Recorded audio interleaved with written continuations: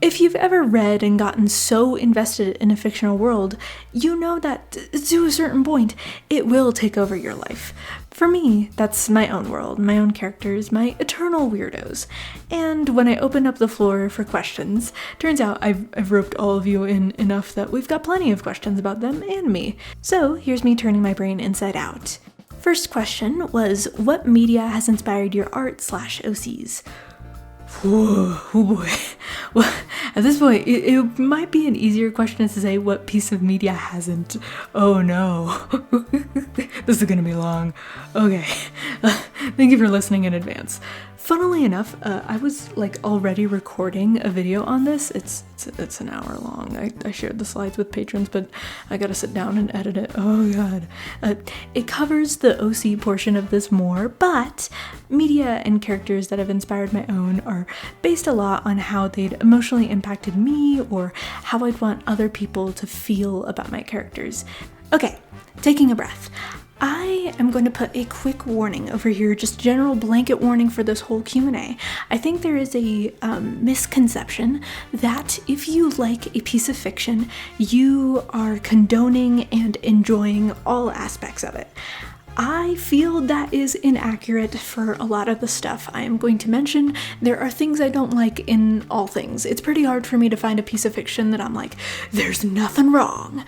I think liking something is acknowledging that you love aspects of it, while also having parts where you're like, you know what, didn't like that. Or genuinely, there are parts of a story that I'm like, what is happening? This is vile and disgusting, and I hate this part of the story. So yeah, sometimes that part does discount the rest of the fiction for me, but that's pretty rare. Most of the time I'm able to be like, hey, I absolutely despise this, but you know what? The rest of this fiction is cooking. Okay. Some early childhood influences were definitely in the girl in fantasy-esque genres, you know what I mean? Yona of the Dawn, Kami-sama Kiss, even otome games like Dandelion, Wishes Brought to You. Jian! Those I really religiously was into, dude. I would consume everything on that front. For other types of comics, Marionetta, there's so many good webcomics, but Marionetta and Sable Curse on Webtoon they feel like the perfect blend of vibes I want for my stories. Especially with Marionetta being this travel fantasy where they're also trying to upend unfair governments, that kind of stuff. Sable Curse, the whole sort of vibe of characters being the worse versions of themselves at first and then growing into better people and unveiling that they do have, in fact, some rad morals sometimes. The mystery, the suspense, is good energy, you know? Plus, the beautiful art. I want to be as good of an artist as them. Let me be that good. Especially in Marionetta, the way the colorist of Marionetta does every piece of coloring. Look at this and tell me you wouldn't cry, you wouldn't weep, because that's how I feel. How are they doing this? They've made everything explode in vibrancy. The character relationships also in Kilm's Kisses and Sable Curse, they have me in a chokehold. I really adore off-kilter romances, the kind of romances that keep people on their toes. I think of Chidi and Eleanor from The Good Place.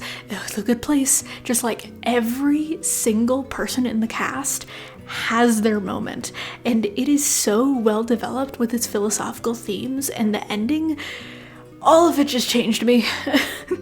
I am sad now, but in a hopeful way. Chidi and Eleanor have such a fascinating way that they go about the romance, where it's yes, they are together, but also they're not, and then they're back together, and then it's the Jeremy Bear Me of it all. I love that Jeremy Bear Me. Of course, Janet, my beloved, not a girl. I love her. It's such a complex way of depicting falling in love, but never quite getting together. That feels very appropriately Amy Callum core. If we're talking about romances, I would be remiss to not mention Howl's Moving Castle, baby. And also how it tackles war. Of course, we all love Sophie and Howl's romance, okay? Of course I'm that loser, okay? Shush, child. I really adore how the magic system in Howl's Moving Castle and ways of traversal just instantly immerse you into the world. So much so that you don't even question how this thing works. You just accept it. I need that energy for my magic systems. It's starting to get too scientific. I need it to be whimsical and horrific, okay? I need to harness that Howl's Moving Castle energy. I've also been making an effort to consume more like South Asian, Middle Eastern, just fantasies that aren't a lot of medieval Europe and Greek ones. Like, you know, I've read my fair share. Circe and its themes of change and witchcraft, like, made me go through so many emotions, okay? I can't experience that again, Madeline Miller. What do you mean you're writing one on Persephone? This is gonna be rough. I think what really struck me about Kirke/Circe was the way that it goes through change. It tackles how growing up and becoming someone who's like trying to survive in a very cruel world is like. And I don't know, it struck me in a lot of ways. It was very fascinating. I felt like I was just peering into the window of her life, you know? I could talk about Song of Achilles, but we all know I like Song of Achilles. Of course I like it, of course. What do you mean? I really wasn't prepared for the fact that it was just an actual, just straight up romance. Not like a romantic side plot, but just a full romance. In a good way. It was a good unprepared. Indian films like Gangubai, for me, feel so fantastic. Like, the aesthetics of Gangubai are my ideal. This is what I need, okay? I've been saving pretty, like, desi environments in a little folder for backgrounds for whenever I'm able to draw them. Same with, like, the Palace of Illusions, City of Brass. City of Brass is more, like, Middle Eastern, and, like, Tasha Suri's second book in the series, called Realm of Ash, it takes the first book's really rich history and storytelling and adds like aspects that just aren't explored as much in fantasy, like widowhood, the different politics of that. It adds like a soft white prince into the mix. You love to see it. I don't know, whenever books tackle like niche topics within a genre and provide a new lens, it just makes me do a little shimmy. I get a little, ooh, this is interesting, I haven't seen this. If we're talking about games, I know I already mentioned, you know, some otome, but games like Pyre with their revolutionary themes and the rich, like, characters, species, different ways that they all interact, the history that is interwoven through the stories, it all just, ooh, Transistor 2, with its characters who persevere even through suffering. I already talked about them, but you know, Transistor was the Amy Callum blueprint, alright? Callum is a sword. I don't make up the rules. This is the first question and I'm still talking. Okay, let me keep talking, please. But with Pyre, it struck me as a ragtag group of people that you gathered together, all of you persevering to cultivate a better world. And it really just resonated value-wise for me. I was, you know, I felt very like, oh, we can make an impact. We can change the world. Yes! Basically, Indian fantasy, dark mythology, rich world building, fun character dynamics, and something that's a little freaky. As a treat. Even indie films or niche games like Bloodbound, Sundown, Under This Luminous Sky, Into the Woods, I find them, like, it's something to bear witness to see someone on their own or in a small team just make something that is so beautiful and vast and yet contained in just the smallest bit of exploration for you. This piece of fiction, relatively, is not big. It's not, you know, like all over the world. Not everyone knows about them, but it is impactful for everyone who witnesses it. Worlds Beyond Number is my new Death Grip D&D fantasy. Whenever a universe is so deeply developed that you just feel just overwhelmed and privileged to bear witness to it, that the concepts are so unique and yet so reminiscent of classic fairy tales. Brennan Lee Mulligan world building, my beloved. It's free to listen to, by the way. If you like Game Changer and Dimension 20, welcome in. I think you see some of the theming that I have. This ramble was super long. I cut it. This is like 20 minutes. Okay, we can't make it this long. This video can't be this long. We still have like 17 questions. Anyways, next question. Do you have a favorite OC? And if yes, what do the other ones think about that? No. I have no bias, no preference, zero. I think these two, they've just been here the longest for a reason. They fought for this spot, okay? The rest of my characters, I feel like they're too in their own world and tribulations to care about a creator having a bias for certain characters because they don't feel pandered to anyways, so why should they care about some weird cat girl and elf dude, you know? Biblically accurate cat girl and elf dude. You know, they'd rather just fight me to fix their problems that I personally caused by writing them. Favorite herb? I guess like cilantro? Spinach, maybe? I don't know. I don't think spinach counts as a herb. It doesn't. I know haldi doesn't, or cardamom. I don't live in herb land, unfortunately. I love a solid herb smell though. I like the puja incense my mom lights, but I'm really not in herb territory as much as I want to be. I want to learn more about plants. I want to do like a plant foliage, like, oh gosh, foraging, like study course thing. I would love to do that. Anyways, I got no solid answers. The next question is a two-parter. 1, is Amy a god? If so, what is she a god of? And 2, what are the various earrings / earpieces on Callum's ears called? So, Amy is not. I realized when my animation blew up about these two, especially the Eldritch ones, that people would not know what she is, rightfully so, because I've intentionally never explained it properly. She does get to be a little Eldritch though, as a treat. Callum's earpieces are earrings with like a cloth attached to metal rings that clip onto his ear. This is basically what it looks like in the back. It's based on the tribes I went over that inspired him in like this video. A lot of jewelry is a huge thing in Desi cultures, and I didn't want him to just be a design that was only long ears.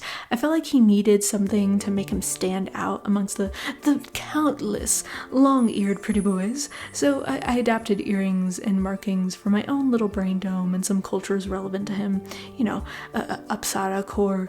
And in that, I am hoping to make him stand out from some of the long-eared pretty boys. If we would like him to stand out. You don't have to make him stand out though, he's fine. What would you do if Glitch Production hired you? That's, gonna be honest, that's intimidating. I assume this means in like an actual directorial role, like directorial. I can speak. Yeah. Oh boy. Don't think I have enough experience nor the time to do something on a production schedule currently. Trying is rad, but I don't want to jump the gun. I am a new grad as a nurse, and I still have to do that job, alas. I would love to have shows animated with my characters, but only really after I've made some progress on their comics, just because I feel like I adore having my voice stand out in something, and animating is a lot of hands in a pot to get something made, so it's just overwhelming in that sense. I'd rather someone's come up to me and be like, hey, we're gonna make your comic into an animated show and you can give some like little bits and insights. Cool. And that would be cool. I do want to try making an animated fake episode of my series for fun. Hiring people for voices and composing and compositing and all that is intimidating, but I think I can start small with paying people for comic dubs and then work from there. If I can just make a script that reads properly and also ask for help, I think I could do it. Ooh. I'm just scared of casting calls. I'm just intimidated by the idea of being someone who's in charge of something and then messing it up for the rest of the folks. I don't want to create an unhealthy work environment. It's just a fear. But, you know, I want to try making something like that. Just one episode for fun. Next question. Where do you get the motivation? Is it just personal experience or is it something else? What do you do when the art won't art? Do you push through or give up? Motivation for me is this incessant need to create and make an impact. If I'm not changing people's viewpoints, if I'm not motivating them to action, if my stories aren't making people kick their feet a little, then I feel kind of sad. The biggest external motivator when I don't want to do some of the boring or anxious portions of arting, aka making promotional posts or editing videos, I just think about my current dream of getting out of my job that I'm working and into like the dream of traveling around and making art on my own, being able to be impactful without being as worried about money, still having new and fruitful experiences. But since that hasn't been achieved fully quite yet, it's making progress, but it's not quite there.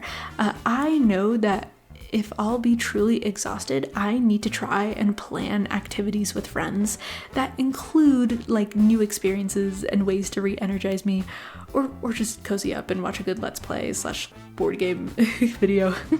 Something that makes me step away. I just feel like learning something, trying something really expands how long a day is.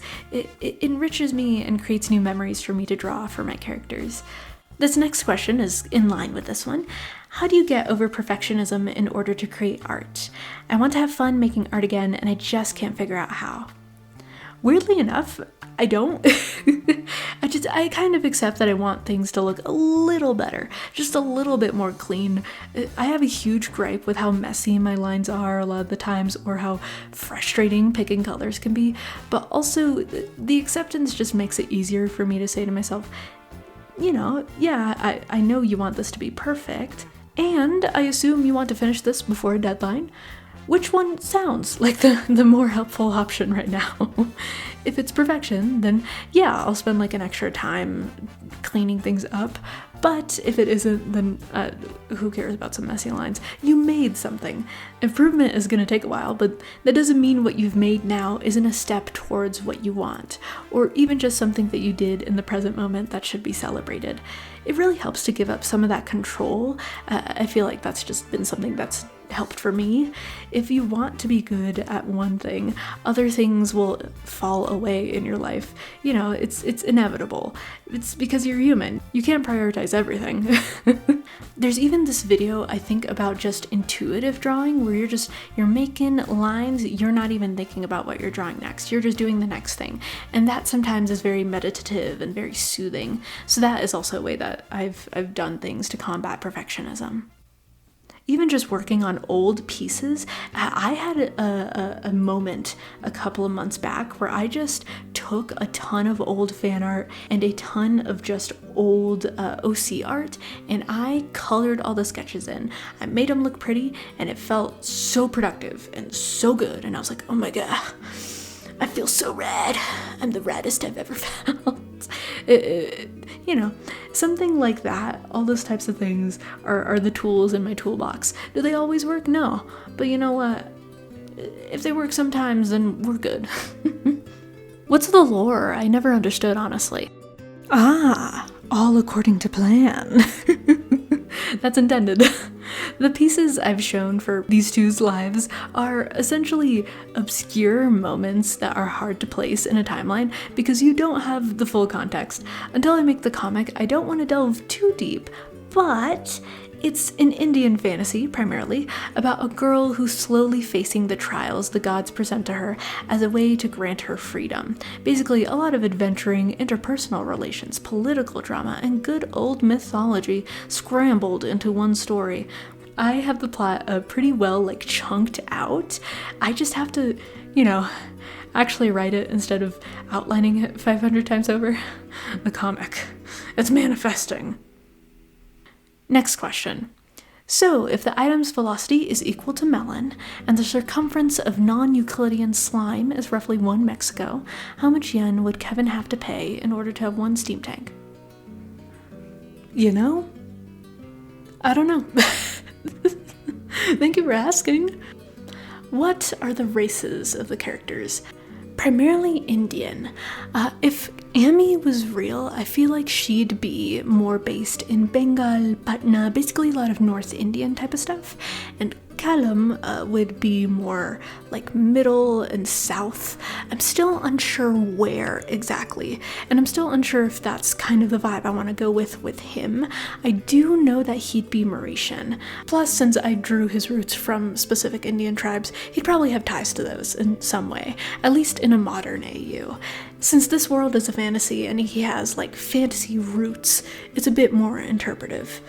And since we mentioned fantasy races, Callum is based on Apsara in Hindu mythology, and Amy is a suspicious secret race. Dun dun dun. Originally, it was a cat girl, ex-elf, and you know what? Hell yeah, tween me. Live your best life. But now it's grown slightly more than that. Rolene and Soma, I mentioned this in the original Webtoon comic contest video, but they are based off of this species. I am not going to say the name because I think I horribly mispronounced it in the original video and felt great shame. But it's basically half angel, half human who are cannibals. And so that filtered into the story and its themes a little bit. I just got consumed by it, fictitiously, not in real life. Don't eat people in real life. That's bad. The takeaway from this is that I just want more Indian fantasy rep, dude. I am starved. A lot of my characters fall into similar categories and making them some type of fantasy spookiness, but they do tend to diversify once you get out of the loop-de-loop of me drawing the same 4 characters 500 times over. I promise I have more people. The next question asked was, how do you color so beautifully? My thing, if you watch the speed paints I do, is that I color pick 500 times over to get a good vibe, a good feeling. I use a lot of these color bands on light and shadow to make it pop more. Plus, I just have a little Pinterest board of coloring styles I really like and color palettes I really enjoy, and I just kind of take a glance at it, look at those colors, and I'm like, I'm stealing this one, we're combining it together. I also use a lot of curves when making coloring choices. If I'm coloring the light, I'm gonna make sure it's this color, and then we're gonna make a curve over here for that little color band, and then we're going back here for the actual base color, if that makes any sense. I don't know. It's very kind of you to like my colors. I have a love-hate relationship with them intermittently. It's the most mundane kind of love affair. I try my best, so I appreciate that you like my drawing, even if I don't feel as adequate about them. It's very sweet. Next question. Do you like listening to music while you create? If so, which kind? Asking because all the music choices for your animations have been fire emoji, fire emoji, fire emoji. Yes, on my 28-hour playlist. Honestly, I just catalog all the songs I marginally like or have liked over the years. I'm not using this app anymore, and I'm converting my playlist over slowly but surely since, some companies love to use their money in allegedly increasingly unethical ways. But what I tend to listen to the most are songs I imagine animating to, so unsurprisingly, it does tend to filter in. So, I'm glad that the songs that I listen to do sometimes feel fire emoji, fire emoji, fire emoji. The genres are, quite frankly, all over the place. Here are some of these that I have been thinking about. I was a little cautious about animating to some of the songs, but recently I discovered that the YouTube music beta program has this thing where you can buy the copyright for songs to use them in videos, and the fact that I can just buy Will Wood or Epic the Musical for $10 makes me so hype. Oh, same with the way that Risk and Crane Wives have some songs with split revenue, which means that, they'll get some portion of the money, I'll get some portion of the money, and I was like, oh, I could just use them. I can, oh wow, that's not much money. Anyways, I can use them and still somehow make the smallest amount of living from this. Look, this is not a livable income quite yet, but fingers crossed I get to work on songs that I love and make it so. Just the idea of being able to finally animate to some Crane Wives songs, and especially Risk. Oh my gosh, I have been wanting to do a very specific animation to that. I'm ecstatic to be able to do that. It's so cool. Everybody, all music artists, I need you to get on split revenue or let me buy your music, please. I want to do Already Aphrodite so bad. Next question. Will we see these two kiss? I am assuming you mean these two. And they have. Here you go. They smoochin'. It's gonna be a lot of background yearning that pops into the foreground every once in a while for a chunk of the story, so please bear with them. They've had to bear with themselves for hundreds of years. These two, though, have not yet, question mark, but maybe, exclamation point, M hyphen parentheses, question mark. Am I queerbaiting in my own story? I am not, I promise. These two also yearn, I swear. At some point, it's gonna take a chunk, okay? They have to go through a couple of traumatic nightmare demon sequences before this will get anywhere, okay? Okay, let them nightmare demon. Where are the humans? I'm just curious. Ooh, we are just another sentient species here. There are significant humans in the story just as much as there aren't. I find it fun to have characters with non-human features in their designs, probably influenced by some media as a kid, just some. Not like an entire catalog. I like asking this to all OC creators, but how would each of your OCs react to being called nice, kind, oh god, I can't speak. Nice, kind, cute, handsome, any of these up to you by someone they know. Bonus points for different reactions for people they like and don't like. Ooh, if it's someone they know, I feel like older Roheen would brush them off and kind of roll her eyes. She's pretty hard to throw a compliment at because as she gets older, her looks to her really just don't mean shit. At least in her eyes. Soma would get very suspicious, but in a polite way. I think she's just tired of being used, and also isn't one to turn down praise. She will actively hunt more from people she cares about, but we'll do it with a bit of a cautious stance, a bit of a, you're not trying to throw one over me, right? That kind of thing. Callum is very polite and warm about any compliments, redirecting them back in a way that compliments how the person is complimenting him. Oh, thank you for saying that. That is incredibly sweet. You are also a very warm person. For someone he knows, like Amy, very much he's doing so to keep her on her toes, make her do a little wiggle, a squirm, a cute squirm. Amy, for this question, would squirm. Hearing someone like who she genuinely cares about say that in a very warm and honest way, and knowing that that person truly means it would just make her a mushy gushy girly. She gets to be mushy gushy, okay? After building up walls for a century, just let her be that as a treat. Next question. As your characters have grown and evolved, have you seen parts of yourself / the phases of your life reflected in them? Also, Amy symbolism. All the complexities she embodies. This isn't a question as much as it is a please info dump about Amy. She is so fascinating. I agree. Amy Ramble. Amy Ramble. Amy Funnily enough, since this question is during the process of like an hour-long video, the hour-long video core that I'm making, like what characters I've stolen from in the process of creating my main 2, I'll try to make it different from that video, just at least a little bit, but there's gonna be just a touch of overlap. I've mentioned this prior, but way before Callum was a thing, Amy was me. Like, most of my characters are me in some way, but Amy just was straight up me. For my OCs, my own life experiences and media that I enjoy alike have played a heavy hand in shaping them.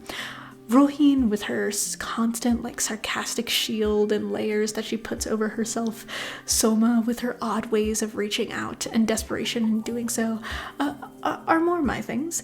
They have more of my, like, life themes, I feel like. The desperation and isolation in your own culture, feeling excluded, rather than actual traits that I have as a person. For media that impacted these two, Midnight Scenes from the Woods, it has this really sincere blend of romance and horror that I probably stole from them and stuffed into these two. It's got a killer vibe, and homophobes get their eyes ripped out. It's beautiful. Mwah. When it comes to Amy and Callum, I feel like media inspiring them is gonna be covered in that hour-long video in the works. But since I've had them for way longer, they tend to draw from more of my own experiences than media. Amy with her like femme fatale, crippling avoidance issues type thing. Wow, I wonder which part of that draws from my life. Obviously femme fatale. And Callum with the softness that is mistaken for manipulability. I love mythology, so I've just yoinked it for all these guys. It's very yoinkable. There used to be phases of immaturity in all of my characters based on my own. They were more one-dimensional. Like, Amy was a lot more bashful and passive than she is now. I had a lot of misconceptions about romance that got filtered out by these two because I had them to explore all of my gripes and fascinations with it.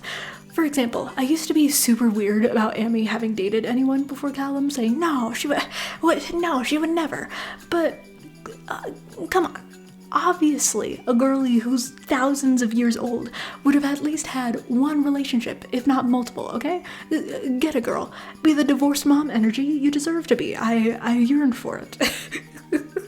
She needs that energy. She needs that energy. You don't understand. 15 times divorced mom.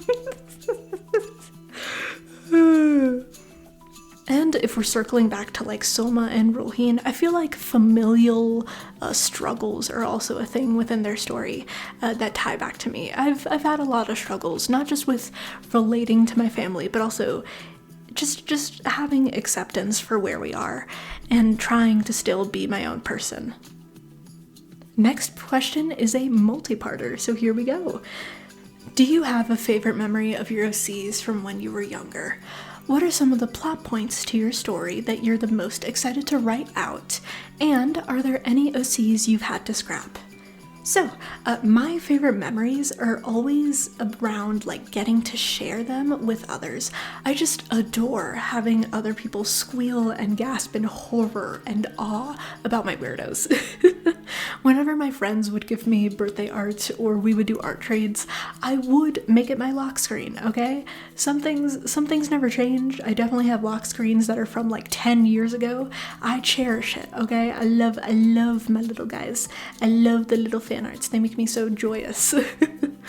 For plot points that I want to write out, I want to write the worst flirtation possible for Amy Callum, okay? Worst flirters, worst yearners known to mankind. In more straightforward plot points, expanding on this video and the first time you, the viewer, meet Callum and uncover what the story is about is something I'm truly ecstatic to do. I want to write the full thing so bad. I technically, once again, I have it laid out. I have to commit and like fully do it. And when it comes to Reliquary and the story parts, I want to write out the worst flirtation possible. Worst flirters, okay? I love my weirdos. Once again, they need help and it'll probably take like a couple of ripped off limbs to get there. This makes sense if you've read it. It sounds marginally more horrible outside of the context of the story, but you'll see what I mean, okay? And when it comes to scrapping OCs, it's usually very difficult for me because I want to dump them into all my worlds. But I've definitely rearranged characters. Soraya, this girl, for example, has been shipped around ample times in the story. Same with Sheila. I gotta find a way to make these two cooler, man. It's rough because I love them a lot, but I also don't know what to do with them. So maybe I should just find a different route for them. Maybe I should. I do have some different roles or characters that I have like just filtered out of my stories, scrapped in some kind of way every once in a while. Like my snake boy. I don't know where to put you. But I want to find a way. They live their own lives in these worlds. I'd like for those lives to be acknowledged. So who knows? Maybe someday. Maybe a different story. Maybe never. Whichever works. And thus, this brings us to the final question. Are they biteable? Yes. Alrighty, I hope this quenched all of your thirst. If it didn't, then hey, we've got more time to ask questions if you ever so want to.